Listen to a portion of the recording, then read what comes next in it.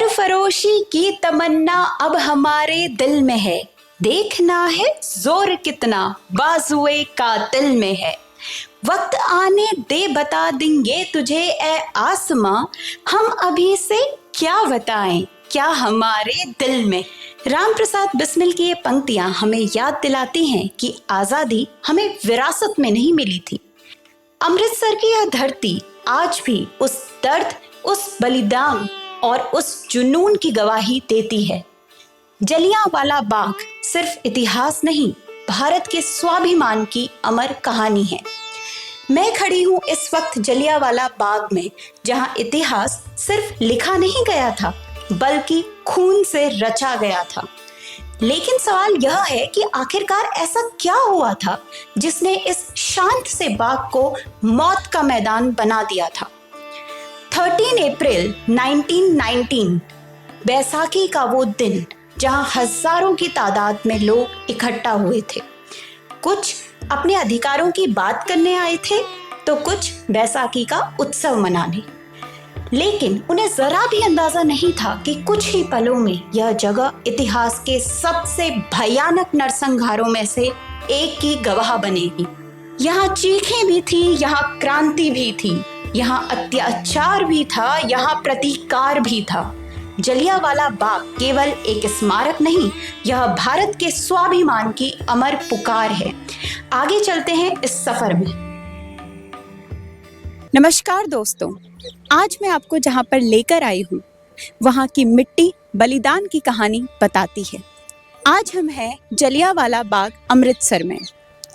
कहानियों में हम सब ने पढ़ा होगा, देखा होगा, सुना होगा बहुत सी बातें, यहाँ का त्याग, स्वतंत्रता संग्राम की कहानियाँ।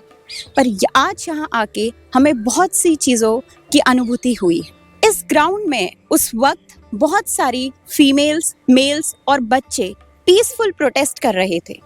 भारतीय गवर्नमेंट ने उस वक्त रॉलेट एक्ट निकाला था, जिसके तहत भारतीय को बिना किसी जुल्म के अंदर किया जा सकता था और प्रेस की कोई भी सुविधा या फ्रीडम नहीं दी गई थी। इस प्रोटेस्ट से बहुत सारे भारतीयों की आज़ादी की आवाज़ दबाई जा सकती थी। इसलिए इस एक्ट के खिलाफ पूरे इंडिया में मैसिव प्रदर्शन हुआ था और उसका एक हिस्सा था जलियांवाला बाग। 13 अप्रैल 1919 को इस सभा में सारे बूढ़े, बुजुर्ग, बच्चे, हर वर्ग के लोग थे और पीसफुल प्रोटेस्ट चल रहा था, जिसमें वह आगे की अपनी आवाज़ों को, अपनी आज़ादी की लड़ाई को बुलंद कर सकें, आगे की स्ट्रैटेजीज बना रहे थे। उसी वक्त जनरल डायर अपने सिपाहियों के साथ एंट्री गेट से आते हैं और तब एंट्री और एग्जिट गेट एक ही हुआ करते थे। ना ही कोई वार्निंग दी जाती है, ना ही कोई सूचना या चेतावनी दी जाती है। डायरेक्ट फायर कर दिया जाता है और हजारों मासूमों की जान चली जाती है। 10 मिनट तक चली इस फायरिंग में कम से कम 1000 से भी ज्यादा आदमियों ने, बच्चों, औरतों ने अपनी जान गंवाई है। कहा जाता है कि कुछ लोग तो अपनी जान बचाने के लिए कुएं में कूद गए थे और इस मैसेक्रे के एंड तक कम से कम 120 बॉडीज कुएं से निकाली गई। यहाँ पर वॉल्स में आप बहुत सारे बुलेट्स के निशान देखेंगे जो कि दर्शाते हैं उस वक्त के भयानक दर्दनाक इंसिडेंट को। तो आइए चलते हैं। मेरे ठीक पीछे है जलियांवाला बाग मेमोरियल।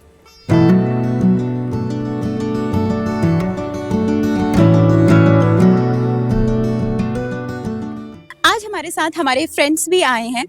मधु, कम। ये साउथ इंडिया से आया है just to know the history of Jallianwala Bagh. आपको कैसा लगा? It's a sad thing, but it should be remembered by each and every Indian. The sacrifices made by the freedom fighters and the normal people, and the atrocities done by the Britishers. Yeah. What's one important lesson or thing which you are taking from here? One important lesson: never forget the roots. Yes, that's important. और मेरे साथ है सागर। कम सागर। Sagar, tell about your family. ये specially Hyderabad से आए हैं और इन्हें जलियांवाला बाग की हिस्ट्री अभी अभी पता चली है। आप कुछ कहना चाहेंगे? मुझे जलियांवाला बाग की हिस्ट्री पहले से पता थी, बट मैंने कभी उसे इतने डिटेल में नहीं देखा है और नहीं फील किया है। जब मैं यहाँ पर आया हूँ, like the way I saw the story telling of everything, like जहाँ पोर्ट्रेट्स बने हैं दीवारों पे, एंड लाइक जहाँ इस जुल्म की इतनी बारीकी से डॉक्यूमेंटेशन है कि तुम्हें दिल छू लेती है वो, like it will make you realise that freedom is not taken for granted, should not take your freedom for granted. Yeah. What an important lesson. Thank you so much, सागर। इस जगह की इम्पोर्टेंस बताने के लिए हमारे साथ है सम्यक Bahuguna. Hello. Hi. So, what's the importance of this place? ये स्पॉट एक मतलब बहुत ही दर्दनाक हादसा है हुआ जो भारत के इतिहास में, और एक ये टर्निंग पॉइंट है इंडियन फ्रीडम मूवमेंट के लिए, क्योंकि यहाँ से जो यहाँ घटना हुई वो पूरे विश्व में उसकी निंदा की गई, हर एक राष्ट्र ने इसकी निंदा की गई। तो यहाँ से एक फ्यूल मिला इंडियन फ्रीडम स्ट्रगल को कि, और ब्रिटिशर्स की जो क्रूएल्टीज थी उनके बारे में सब बाहर आया। तो इसलिए इस जगह को का बहुत इम्पोर्टेंस है इंडियन हिस्ट्री के लिए। अंकल से मिलके हमें एक इंटरेस्टिंग फैक्ट भी पता चला कि जलियांवाला बाग का नाम आखिरकार जलियांवाला बाग पड़ा क्यों, आप बताना चाहेंगे? हाँ, ये जगह थी बेटे, महाराजा रणजीत सिंह जी का सभासद था भाई हेमंत सिंह जलियांवाला, उसकी जगह थी, प्रॉपर्टी उसकी थी। तो अपने मदन मोहन मालवीय जी ने गोलीकांड होने के बाद में 5,65,000 कुछ रुपए में जमीन खरीद के राष्ट्र के नाम समर्पित कर दी, जहाँ अपना शहीदों का मंदिर बन गया और यहाँ श्रद्धांजलि चढ़ाने के लिए आते हैं। तो उसकी जात जलियांवाला थी ना, तो जलियांवाला कई जट जमींदार जलियांवाला बाग भी करते हैं ना, तो जलियांवाला बाग से सुधार के नाम जलियांवाला बाग रख दिया गया। ये है यहाँ। ये बहुत इंटरेस्टिंग फैक्ट हम सबको पता चला है। Thank you so much uncle.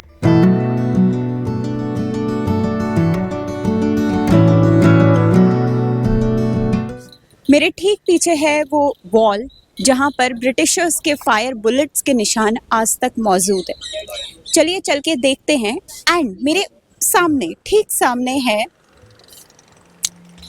ये tree. Hundreds of years back, ये ट्री याद दिलाता है उधम सिंह की। When he was in his childhood, तो इस ट्री के पीछे छिपकर उन्होंने अपनी जान बचाई थी, और उस वक्त उन्होंने ये प्रण लिया था कि आगे चल के वो अपना बदला ब्रिटिश गवर्नमेंट या जनरल डायर से लेंगे। बहुत सालों की मेहनत के बाद उन्होंने जाके फाइनली जनरल डायर को मार गिराया था, और इस तरह से उन्होंने रेवेंज लिया था। कहते हैं जब ये हादसा हुआ था उसके बाद उस चीज़ को सेलिब्रेट किया था इंडियंस ने as a revenge to the atrocities and the massive massacre that happened in the Indian history.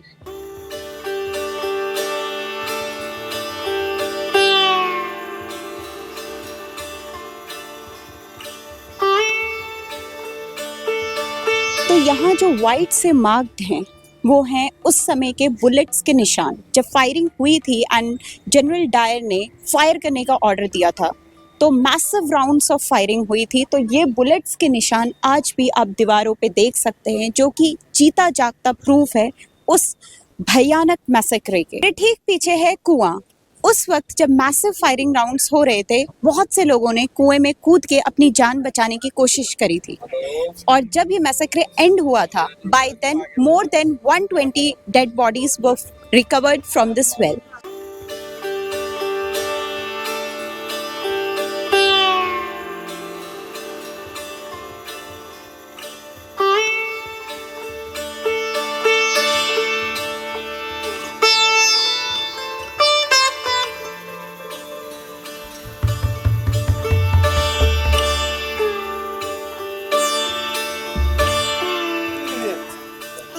ये कुआं देखकर सच में मैं हैरान रह गई, बिकॉज ये कुआं बहुत ज़्यादा गहरा है, जितना मैंने सोचा था उससे ज़्यादा गहरा। तो मैं फील कर पा रही हूँ कि उस वक्त जब यहाँ पे लोग कूदे होंगे, एक तरफ से फायरिंग है, कोई एग्जिट नहीं है, एग्जिट एंट्री गेट एक ही था वो बंद कर दिया गया है, मैसिव फायरिंग हो रही है। दूसरी तरफ से उनके पास कोई रास्ता नहीं है, या तो दीवार है जिस पे वो चढ़ के अपनी जान बचा सकते हैं, या फिर इस कुएं में कूद सकते थे। तो उन्हें एक होप था कि चलो कूद जाएंगे, बट ये इतना ज़्यादा गहरा है, तो कितनी दर्दनाक मौत उन लोगों को फेस करनी पड़ी होगी, इसका अंदाज़ा और इसकी अनुभूति मुझे हो रही है।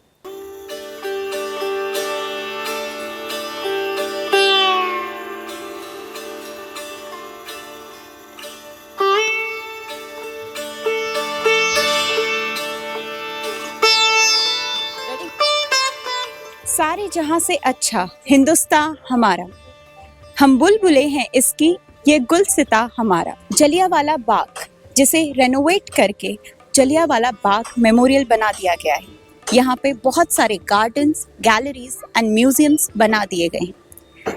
ये गवर्नमेंट की तरफ से एक पहल है ताकि हमारे आने वाले यूथ को हमारी रिच हिस्ट्री के बारे में पता रह सके, जागरूकता आ सके, एक नेशनलिज्म और पेट्रियाटिज्म उनमें उसकी भावना उनमें जागृत की जा सके और ये एहसास दिलाया जा सके कि आज़ादी मुफ्त में नहीं है। हमारी पीढ़ियों ने इसके लिए बहुत गहरी शहादत और बहुत संघर्ष किया है। आज यहाँ आके हमें बहुत अच्छा लगा। आशा करती हूँ आप लोग भी यहाँ आएंगे और उस टाइम में जो भी एट्रॉसिटीज़ या जो भी संघर्ष, जो भी शहादत हमारे पूर्वजों ने दी है, उसे उसकी अनुभूति होगी, उसे एहसास कर पाएंगे और देश के प्रति अपने आप को समर्पित करने की भावना जागृत कर पाएंगे। जय हिंद, जय भारत।